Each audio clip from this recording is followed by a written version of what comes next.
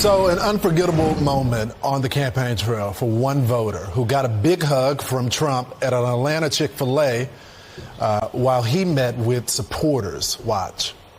I don't care what the media tells you, Mr. Trump. We support you. We love you. Okay, 4 p.m. We've been 4 p.m. Come here, let me give you a hug. Please do.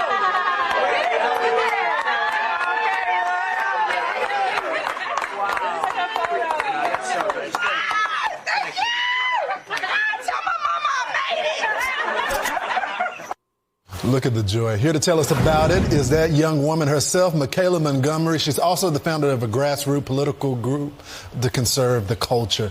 Michaela, I've been waiting for this interview all morning. I've been waiting for this my whole life. So thanks so much for joining us. So you told the president when you were hugging him, I don't care what the media says, we support you. Tell me what you meant by that.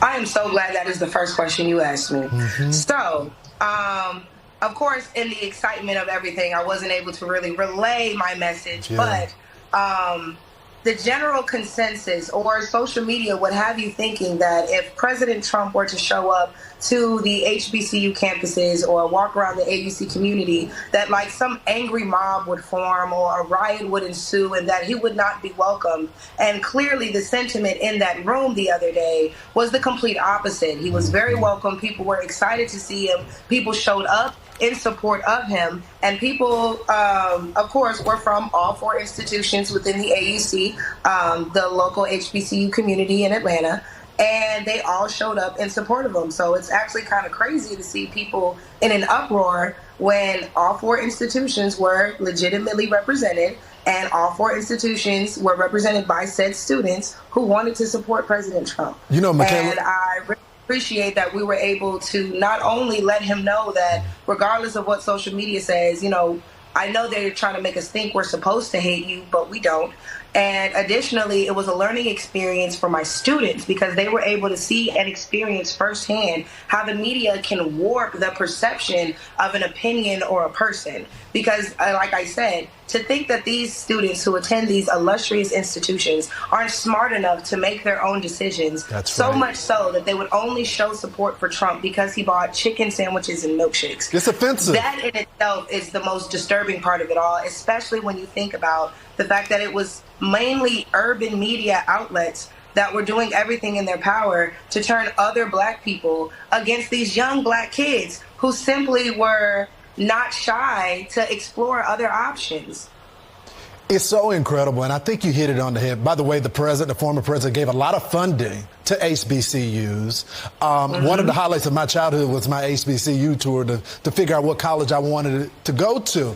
But tell me about the former president and his policies. What is it about him that is gravitating these young people toward the president? And a lot of people, traditionally Republicans, don't do well in black America.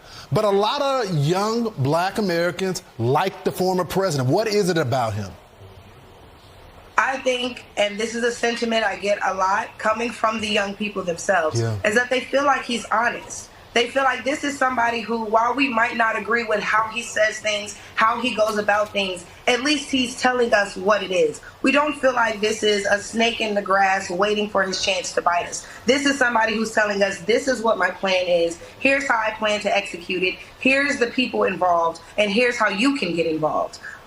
So they just feel like he's more relatable. And I don't say that to say that, like, you know, they all relate to him. But again, he gives you that relatable feeling to where it's like, hey, I'm just like you. You know me. This is what you said you wanted. Here's what I'm going to try to do about it. They really feel like this is somebody who's talking to them and not just saying what they want to hear.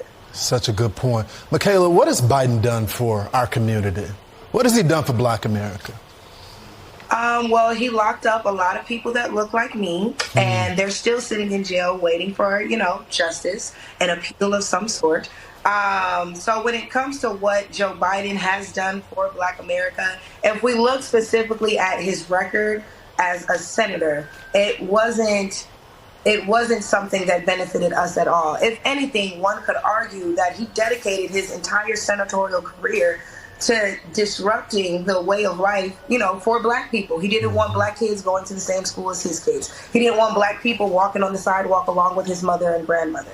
So the fact that we ignore these things that were said on the Senate floor, like this is somebody who passed legislation with the sole intent of oppressing a certain community. And we're going to act like that didn't happen, or we're going to act like it can be overshadowed by somebody's comments a few years down the line that made us feel some type of way. Feeling some type of way is completely different when you can feel a certain type of way at home. There's people who are, as of right now, spending the rest of their lives in jail because, Joe Biden thought that they deserved it, as if there isn't retribution. And then you had somebody like Trump come in and give us the First Step Act to try and right the wrongs that were done with this 3 strikes rule, and nobody's talking about that. Michaela, I need more time with you.